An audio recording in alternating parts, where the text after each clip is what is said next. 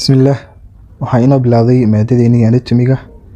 Waxaa halkan kaga geli doonaa chapter-keedii koowaad qaybtiisii koowaad. Ciwaankeenu yahay Introduction to Anatomy. Hordhaca maadada anatomy-ga. Ciwaankan waa ciwaan weyn oo ballaaran, marka waxaan u kala qaybsan doonaa laba qayb. Qayb ka hadlayso macluumaadka maadada la xiriirto iyo qayb toos loo ogolayo cilmiga ee xabaarsantahay maadada. Maadada anatomy-ga haddii aan hore usii galnaa cashirkeena maanta waxaa uga hadli doonaa ilaa iyo 6 qodob.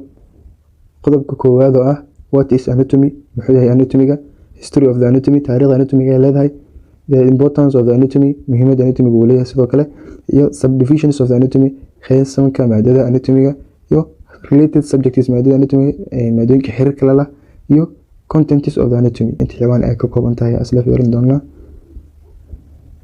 aan gudaha usii galno qodobkeeni koowaad oo ah what is anatomy, muxuu yahay maadada anatomy-ga. Anatomy is the study of macro and micro structures of the body. Waxaan ku qeexnay maadada anatomy-ga waa barashada qaab dhismeedyaasha muuqda iyo kuwaana muuqan uu jirka ka samaysan yahay. Tusaale ahaan, qaab dhismeedyaasha muuqda jirka waxaa ka mid ah laftan aan sawir ahaan u jeedno, iyo sidoo kale muruqan. Waxaa ka mid ah qaab dhismeedyaasha jirka marka waana muuqdaan, ishayna way aragtaa. Waa qaab dhismeedyaasha muuqda ayaa loola jeedaa. Sidoo kale waxaa jira qaab dhismeedyaal kale aan muuqan, ishayna aysan qabanin, kaliya lagu arki karo microscope. waxaa ka mid ah tusaale ahaan muruqa qaab dhismeedyaasha kale asaga kasii kooban yahay oo macnaha oo kasii samaysan yahay. marka kuwaas waa kuwa ilma aragtay oo kaliya lagu arki karo microscope. marka waxaan ku sheegnay anatomy waa barashada qaab dhismeedyaasha muuqda sida lafta iyo muruqa iyo kuwa kale la mid ah, iyo kuwaana muuqanin sida muruqa iyo lafta. waxyaabaha kale ay kasii samaysan yihiin, qaab dhismeedyaasha kale ay kasii samaysan yihiin uu jirka uu leeyahay. labadaba waa lagu bartaa maadada anatomy. sidoo kale waxaa lagu dhahay the actual term derived from Greek verb anatomy which means to cut open, to dissect. waxaa lagu dhahay erbixin cilmiyeedka waxaa laga keenay luqadda Greek-ga erbixinkeeda loo yaqaano anatomy, kaasoo loola jeedo in wax la jaro oo la kala dhigo oo wax kale loo jeeda to dissect waa isku macno oo waxa loo jeedaa in wax la jaro oo la kala dhigo. qodobkeeni labaad history of the anatomy, taariikhda anatomy ay leedahay. Anatomy is the oldest scientific discipline of the medicine. Anatomy waa maadada ugu qadiimsanayd xagga sayniska markii loo fiiriyo maadooyinka kale caafimaadka. The first documented scientific dissection of human body are carried out as early as 3rd century in Alexandria. Allahay xogtii ugu horeysay kaasoo saynisyahaniinta qalin cilmi baariseed ay ku sameeyeen jirka bini'aadanka waxay dhacday xilligii saddexaad waxaana lagu fuliyey waxayna ka dhacday magaalada Alexandria ee ku taala waddanka Mareykanka. At that time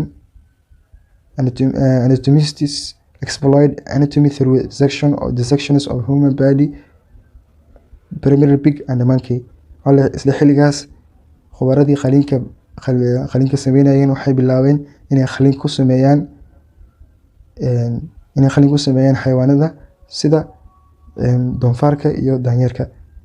kelimada dissection waxaa la dhahaa oo markii qalin cilmi baariseed kaasoo macnaha lagu baranayo jirka bini'aadanka markii la sameynayo ayaa dissection loo isticmaalaa ereygaas.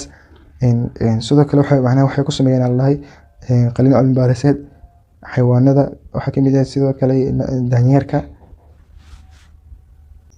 haddii aan usoo galno qodobkeeni saddexaad oo ah the importance of the anatomy, muhiimadda anatomy-ga leeyahay. waxaa lagu dhahay knowledge of anatomical structure of the body is basic to understand musculoskeletal function and how both structure and function are modified by exercise or disease. waxaa lagu dhahay aqoonta loo leeyahay qaab dhismeedyaasha jirka waxay aas u tahay in la fahmo shaqada muruqa iyo qalfoofta,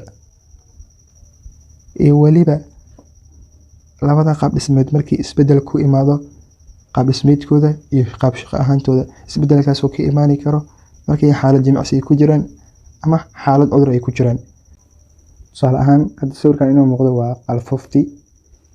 shaqada inoo haysa waxaa ka mid ah in ay noo ogolaadaan inaan macnaha qof oo taagan aan ahano oo inay jirka ka yeesho waxaan isku guda dhacsanin. marka sidoo kale qaab shaqada oo muruqa ama muruqyada noo haya jirkeena waxaa ka mid ah in xoog awood na siiyaan. tusaale ahaan markii excess uu jiro isbedel ayaa ku imaada qaab dhismeedka qalfoofta. waxaa laga soo qaaday qof ordaya oo kale ama excess ku jiro jimicsi ku jiray, marka qaab dhismeedkii naturalka ahay oo ilaahay u uumay oo ahay in macnaha qof istaagan oo qaab noocaas ahay uu ka bedelmo oo waxaad u bedelmo qof ordaya oo kale excess ku jiro, isbedel ku imaada qaab dhismeedkiisa. sidoo kale muruq markuu qof excess ku jiro macnaha muruqyadiisa isbedel ayaa ku imaado.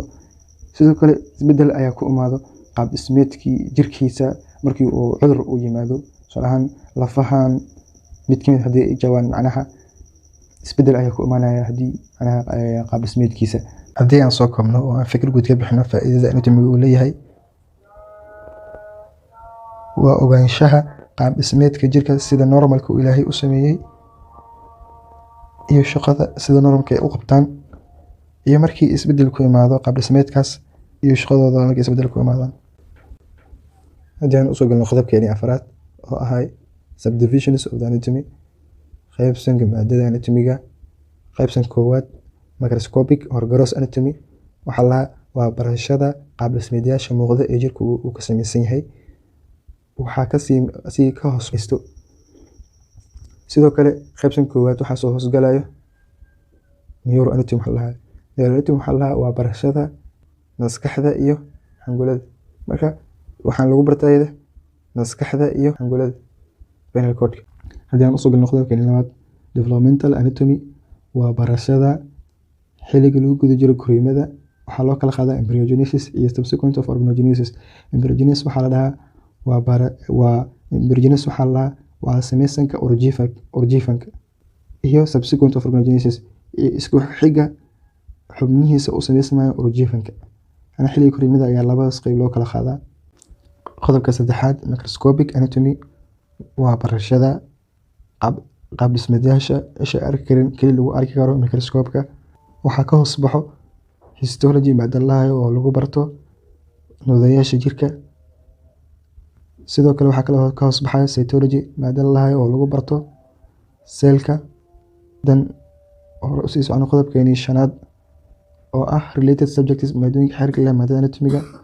horta maadooyin badan maadada anatomy xiriir leh, laakiin lixdan maado waa maadooyinka xiriirka khaaska leh. maadada koowaad waa physiology, taasoo lagu barto shaqooyinka jirka ka dhexdhexa. sidoo kale histology waa maadada lagu barto nudayaasha jirka. pathology waa maadada lagu barto habka cudurka u sameysmo. sidoo kale radiology waa maadada lagu barto. sidoo kale qodobkeena afraad radiology waa maadada lagu barto raajatada. sidoo kale maadada shanaad waa maadada physical examinationka, taasoo lagu barto baarista muuqaal dhismeedka jirka. sidoo kale maadada lixaad waa biochemistry, waa maado ka hadasha maadooyinka chemicalka jirka uu ka samaysan yahay. haddii aan usoo galno qodobkeeni lixaad oo qodobka ugu dambeeyay ahay contents of the anatomy, maadada anatomiga inta ciwaan ay ka kooban tahay. ciwaanka koowaad waa ciwaan weyn oo ballaaran kaasoo si guud looga hadlayo jirka qaybihiisa kala duwan. ciwaanka labaad waa thorax, saableyda ayaa uga hadli doonaa. ciwaanka saddexaad abdomen, waxaa laga hadli doonaa abdomen uurku jirta, xubnayaashan oo dhan uurku jira ayaa laga hadli doonaa. ciwaanka lixaad pelvis, miskaha ayaa laga hadli doonaa. ciwaanka shanaad perineum, waxaa laga hadli doonaa xuduudaas kaasoo ilmaha madaxooda kasoo dhiibteen. ciwaanka lixaad waa upper limb, adimada sare ayaa lagu baran doonaa. sidoo kale ciwaanka toddobaad waxaa lagu baran doonaa adimada hoose. ciwaankeeni sideedaad the head and neck, waxaa uga hadli doonaa madaxa iyo qorta. sidoo kale ciwaankeeni sagaalaad waxaan uga hadli doonaa back.